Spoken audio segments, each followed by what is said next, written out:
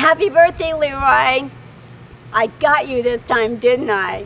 You know, I love you so much. I wanted to throw you a big surprise party, and I think I pulled it off. And you know what? I think you're going to really remember this day with all your friends and your family. On your birthday, I had a few memories that I want to share with you. And one of them, I'm sure you really remember. When we were dating, well, you asked me to be your wife, but you didn't have that ring. And I was still dating, other guys. And you just figured, well, I was just going to drop those guys and I was going to, not date any longer. Well, as you know, I didn't do that. I said, until I get the ring on my finger, I'm still dating. And guess what? You found the money the next day, and we went shopping all over and found that ring. So I had to cancel my date. That was really a funny moment. Well, another memory I have of you, which was so special and amazing and incredible, was one Christmas several years ago.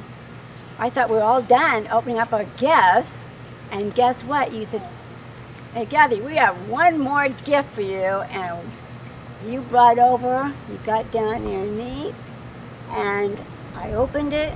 I was crying, I was so excited. I couldn't tell you what it meant to me. Not only that, our youngest son, Destin, that's in the ministry, renewed our vows on a cruise with all of us on a cruise for 7 days to the Caribbean. So with those special memories, just take heart that you know you're loved by so many people and so many friends. Just have a wonderful, wonderful day. I love you. Happy birthday from your pretty lady.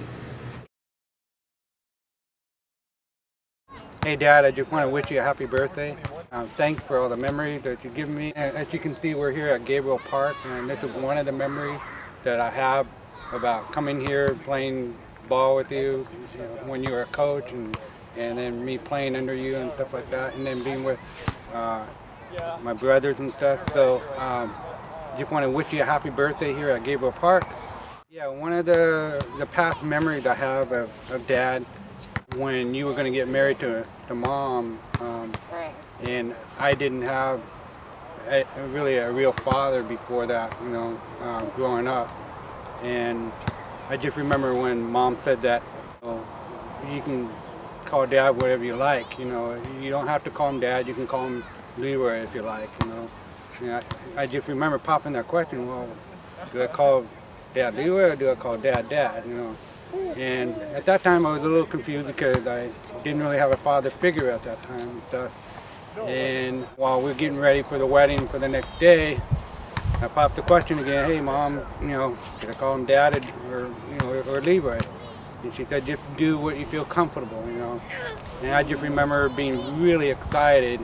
Oh, okay, I'll go ahead and call him Dad. And I just remember kind of jumping up, saying, I'm going to call it. I finally got a person I can call Dad. And so I never known a dad before until then when you got married to Mom and stuff. So and that was a very special memory of when you first, got married to Mom. It means a lot to me that you're my dad and stuff. Another memory I have of you, Dad, is when we were just kids and we were just younger, and you were just beginning to teach me how to play baseball. And one of the great times of going out to play baseball would be you and me one-on-one, just throwing the ball back and forth and just playing catch, because I felt there was a connection between you and I as playing, throwing the ball back and forth. And every time we went out and did that, I just felt a real connection. And so every time we went and did that, it was just a very special feeling because I didn't have that with a father before. And you gave me that. And I just want to thank you for that, Dad, and say that I love you. And those were great moments that we had together with that. Um, again, happy birthday, Dad. Hey Dad, it's me, your one and only daughter. Anyways, I want to wish you a happy birthday. As you can see, we are at the infamous house over here on DeWitt. And I guess it's time for secrets. One of my secrets for you is that bedroom right underneath the big garden window I used to sleep down in. Kind of snuck out of that several times. In and out, yeah. So I was, never got caught, by the way. But I just did find out that Dustin got caught, which I love. That's like the greatest thing ever. Anyways, I want to let you know just how important you are to me and how much you have done for me and really being the dad that I always needed. The whole statement of bring her home has really hit my heart on a couple occasions. When I was pregnant with Ashley, bring her home, and the issue last year, bring her home. So for that has meant the world to me, and I cannot ask for a better father. So I want to let you know I love you, and I wish you guys would move back up here and buy this house and get it back into shape. So love you. Have a great day. Wish I was with you. Hey Dad, this is Dustin. Happy 70th birthday. I'm standing in front of Portland Fire Rescue Engine Company number 13. For those of you that don't know, this is where my dad started his career off as a firefighter. Man, it was cool to have a dad as a fireman. I'm reminded of the time when he would talk to his buddies when he knew that I had a baseball game, and he'd ask them if they wanted to go, and they would say yes, and so they'd pull up the big fire truck and they'd show up to my game, and I felt so important, like this big truck showing up, and who got off was my dad and his crew. It was awesome. Thank you for making me feel important. It meant so much to me. I'm reminded of another story where I was looking at some old footage of football tape, and I was running for a touchdown, and then I see you on the sidelines running with me. I thought that was awesome to have a dad cheering me on and running with me, and I feel like in life, Dad, you have run along the sidelines with me. You've been present in my life with the different things that I've tried to do. You've been present, cheering me on for the different hopes and dreams that I had. So thank you, Dad, for being there for me, for running along the sidelines, cheering me on. I love you so much, and I'm blessed to have you in my life. Love you, Dad. Again, happy birthday.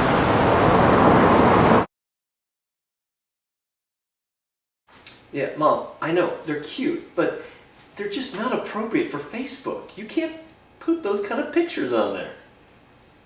Okay, take them down when you get home. Love you too. Hey Dad, happy 70th birthday. So glad we could spend this time with you, and thought I'd tell a couple interesting and funny stories just to, say happy birthday. I think I'll start out with a funny story. One of the funny stories I had was of a year where we had a Christmas tree that got a little too dry, and instead of you taking the tree down to recycle it, just carrying it down the hill and letting it be recycled, you decided to burn it up. And you took the tree into the backyard, lit it on fire, and that thing went up in flames. I mean, those flames had to be 10, 15 feet high in the air, and you were completely freaked out. I remember you running in the back door saying, I need a bucket of water, I need a bucket of water, get the hose! And I'm looking outside going, what the heck? You're a firefighter, so I knew you knew what to do once you got the water. But it was just funny because you're a firefighter and you started this big fire in the backyard, and I think you were a little worried that the fire department was going to have to come put it out for you. And another great memory, not really a memory, but more just kind of how I think about you, is one of your great traits is your work ethic. I remember growing up, you worked 3 jobs. You were a firefighter, you worked for Honeywell, and you also ran the housekeeping business that we had. And you were constantly working. Even when you weren't at work, you'd be at home doing things around the house, whether it was putting on a new roof or getting a deck or changing the oil or fixing the cars. You would always be doing something. Well, that really rubbed off on me. I saw how, what I should be doing. And I mean, sometimes I probably just work too much, but there's always constantly something to be done. And even now, you're almost 70 years old, and every time you come to my house, you're looking for something to do, which is great because I just let everything go because I know you're going to be coming, and then you'll just fix it when you get here. It's really neat because I'm not really that good at fixing things. Give me a spreadsheet, I can fix that. Garbage disposal, not so much. Although I did install my first garbage disposal this year. Speaking of garbage disposals, one last funny story is one thing I think we will all remember as kids of yours, Dad, is your spaghetti. You made some interesting spaghetti meals. I know you're German and Italian doesn't really run through your blood very much, but the spaghetti you made was just terrible sometimes. And the irony is you pretty much usually use Prego to start it with. So, but it was because, it's not that you were a bad cook, it's just you took everything that was in the refrigerator and then just threw it into the spaghetti. So if there was leftover meatloaf that we didn't eat from the day before because we didn't really like meatloaf, you cut it up and throw it in the spaghetti. So we would get to eat it again, but in red sauce. Or, the leftover bacon. I'm joking, there was never leftover bacon. So anyways, I just think it's a funny memory. That's not a knock on you. I mean, it's a little bit of a knock on you because the spaghetti was terrible most of the time.